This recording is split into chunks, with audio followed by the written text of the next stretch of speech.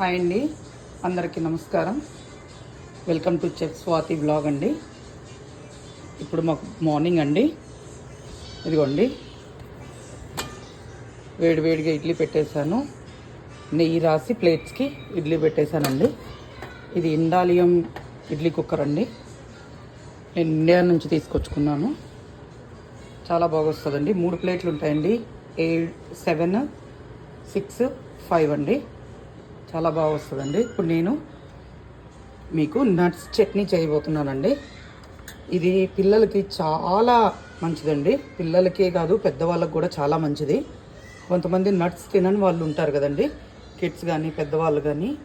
వాళ్ళ కోసం ఎస్పెషల్లీ చేసి చూపిస్తున్నానండి. ఇదిగోండి, దీంట్లో నేను కొంచెం వాటర్ అయితే పోసాను. తర్వాత దీనిలో మీరు ఈ బాదం పప్పు నైటే నానబెట్టి పెట్టుకుంటే ఇంకా మంచిదండి. కానీ ఇప్పుడు నేను నానబెట్టలేదు. ఇదిగోండి, పచ్చి వేసేసాను. దీనిలో కొంచెం వేరుశనగపప్పు వేస్తున్నానండి. ఇదిగోండి, పిల్లలు కారం తింటారు అనుకుంటే కొంచెం ఎక్కువ వేసుకోండి. మా పిల్లలు కొంచెం తక్కువ, అందుకని 2 ఎండుమిరపకాయలు వేస్తున్నాను. మీరు పచ్చిమిరపకాయలు కూడా యాడ్ చేసుకోవచ్చండి మీ కారానికి తగ్గట్టు. ఇదిగోండి, పిస్తా. ఇది పొట్టు తీయని పిస్తా అండి. ఆల్రెడీ మాకు అలానే రెడీగా ఉండి వస్తుంది. పొట్టు తీయనివి ఉంటాయి, పొట్టు తీసినవి ఉంటాయి. పొట్టు తీయనివి తీసుకొచ్చానండి ఈసారి. ఇదిగోండి, గార్లిక్ అండి.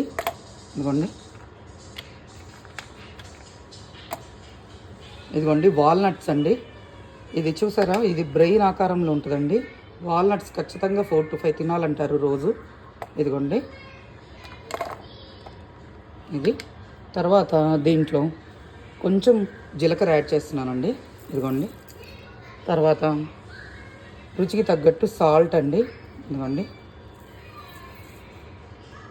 దీన్ని మీరు తాలింపు వేసుకోవచ్చు, అది మీ ఇష్టం అండి. వేసుకోకపోయినా బాగానే ఉంటుందండి. ఇదండి. ఇప్పుడు నేను దీన్ని గ్రైండ్ చేసేస్తానండి. ఇదిగోండి, ఇక్కడ options start, stop, crush, smoothie plus నేను క్రష్ అయితే పెడుతున్నానండి.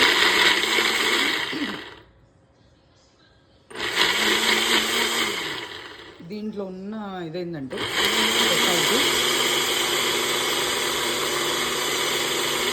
అది కొంచెం తిరిగి స్టక్ అయిపోయి ఆగిపోతుంది.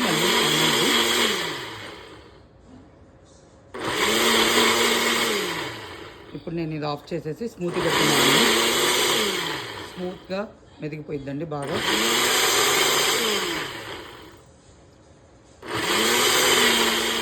ఇదిగోండి, చట్నీ అయితే మెదిగిపోయింది. మీరు తాలింపు వేసుకోవాలన్నా వేసుకోవచ్చు. పిల్లలకి పెడుతున్నానండి. ఫస్ట్ నేను పిల్లలకి తీసేసి మాకు తాలింపు వేసుకుంటాను. ఈ వీడియో కనుక మీకు నచ్చినట్లయితే ప్లీజ్ లైక్, షేర్, సబ్స్క్రైబ్ అండి. Thank you.